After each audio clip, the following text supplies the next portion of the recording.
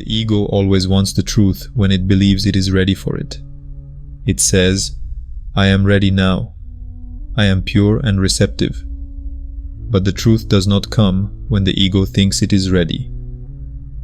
Truth comes when the heart is ready. For the heart and the truth are one. And for this to happen, you must let go of the ego. If I could give you only one piece of advice, I would say, do not identify with anything. Remain completely empty. No one. Be no one. And see if you ask for anything beyond illusion.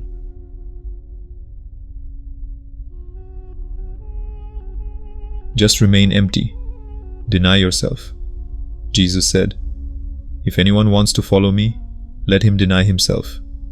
Take up his cross and follow me." Denying yourself means you must deny your created and conditioned personality.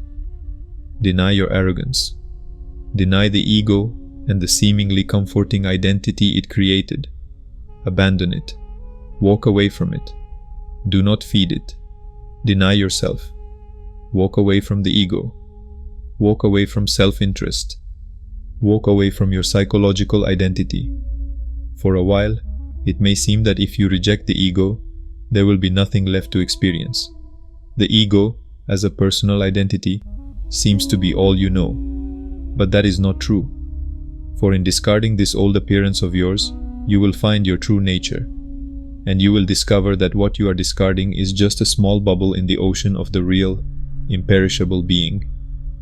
Denying yourself, in truth, means abandoning your false identity, or the false self. It does not mean abandoning the true self. Being. For who could abandon the true self? No one can abandon the true self, our essential being. Such abandonment cannot even exist. You can only recognize and be the self. Just free yourself from the false self. And this means understanding its unreality and taking up your cross. What does that mean? Whatever life brings, receive it, without complaining about the fruit received. Do not consider yourself the author of anything. Just move wherever life inspires you to go.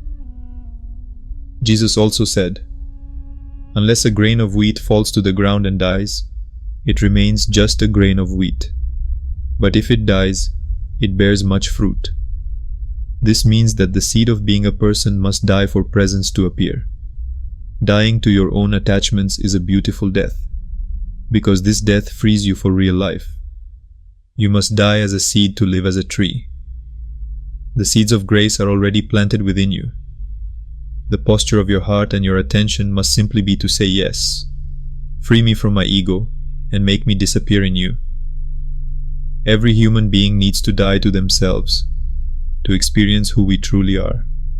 Beyond our conditioning, being free from false identity and the hypnosis of conditioning is the greatest smile and joy you will feel in life.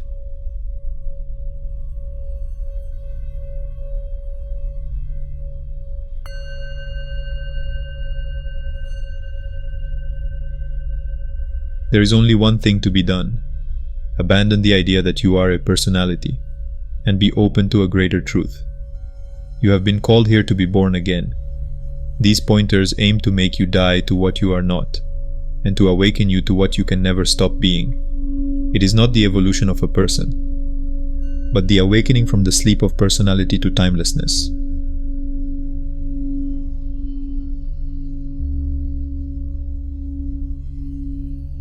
Cast away this old dream. Abandon this old, weary self. The abandonment of oneself is the most powerful thing, the most auspicious. Walk away from the ego and just be. Give no space to thoughts. Remain aware of being. And then, the ego mind will hold no more meaning for you. Nothing can grow in the pure presence of being. There is no soil for the ego there. The ego can only grow if there is still some interest in it. Walk away from the ego and remain only as the pure being.